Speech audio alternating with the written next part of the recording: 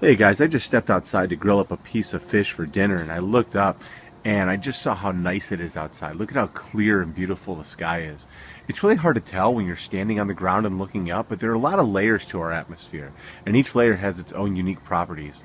This video is going to get into those layers. It's going to talk about the unique properties of each one. I'm also going to show you some pictures that look at the atmosphere from the side so you can see what those layers are. If you have any questions about it, go ahead and ask me in class. I'm going to go ahead and grill up my dinner.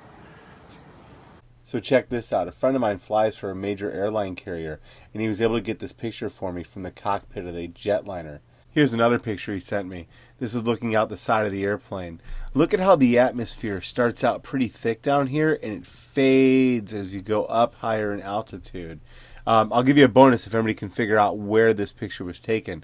But here's another picture too. This is looking at the back of the airplane. Such an amazing view. Look at how you can see how thick the atmosphere is, and it just fades out as you increase in altitude.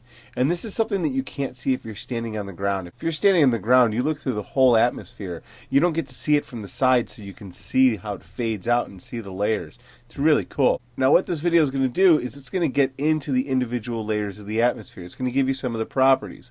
But I do want to say this, it's just the basics. So we're going to get into way more detail in class. Just take some good notes here about the general properties and you'll be good to go.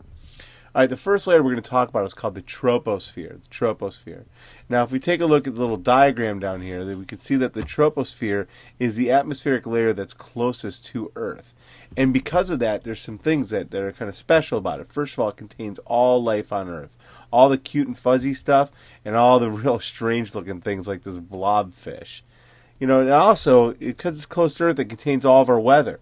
All the nice stuff and all the severe stuff. So all the clouds, all the rain, all the wind, all the rainbows, tornadoes, hurricanes, you name it, and it happens in the troposphere if it's related to weather.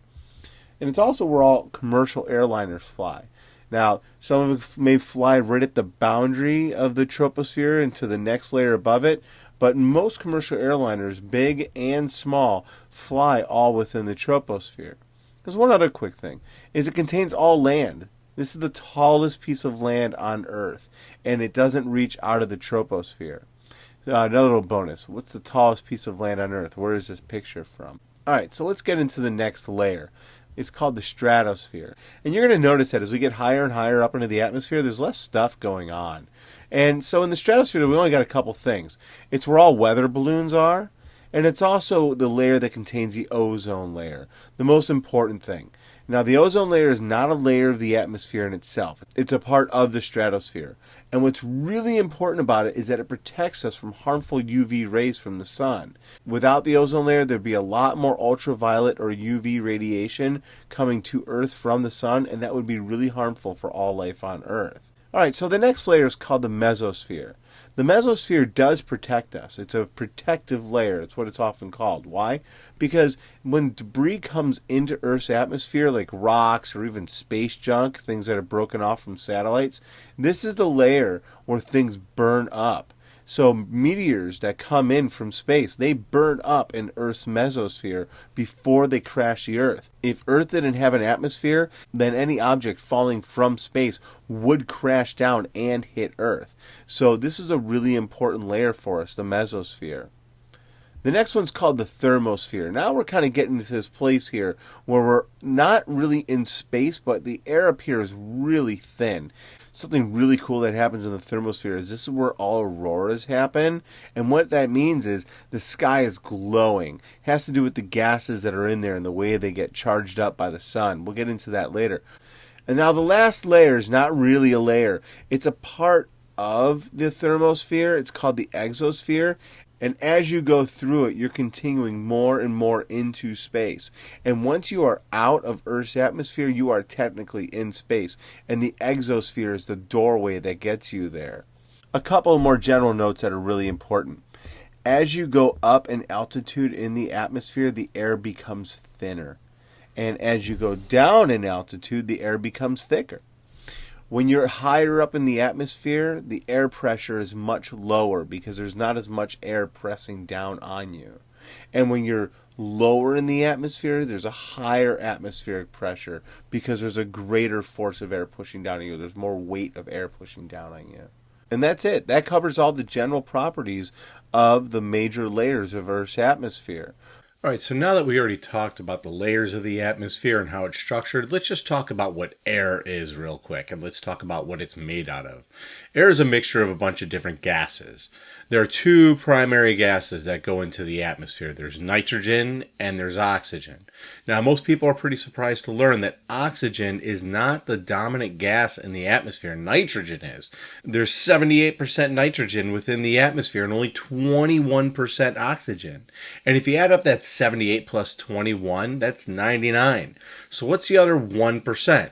Well, there's argon, and that's at 0.9%. Right, or 0.9%. And argon, they call it an inert gas. It doesn't really factor into anything to do with the temperature of the atmosphere. It doesn't react with much. It's just kind of background noise that hangs out there. And then at 0.1%, the smallest amount of our atmosphere, we have what's called trace gases. And that's what we see here in the pie chart on the left. We see those trace gases representing that smallest little pie wedge. Now, the pie chart on the right represents all the trace gases. Everything that's here in this pie represents everything that's in that 0.1%. And you should see that the dominant gas that makes up that 0.1% is carbon dioxide. Of that 0.1%, it makes up over 90% of the trace gases found within our atmosphere.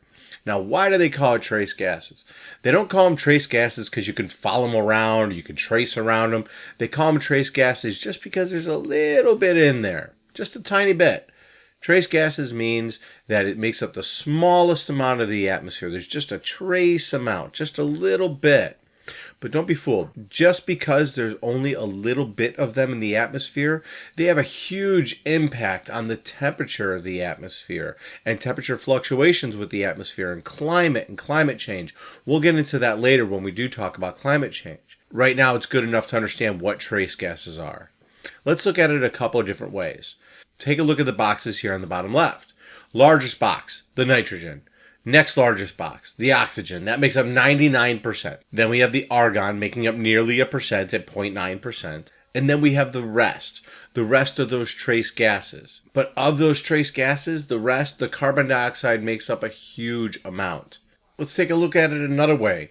Let's take a look at all these little nitrogens and oxygens that I've made. There are 78 nitrogens here, there's 21 oxygens, and there's 1 argon. But that argon isn't even complete. There's 9/10 of an argon. And then I included this little red sliver right here, and that's all the trace gases.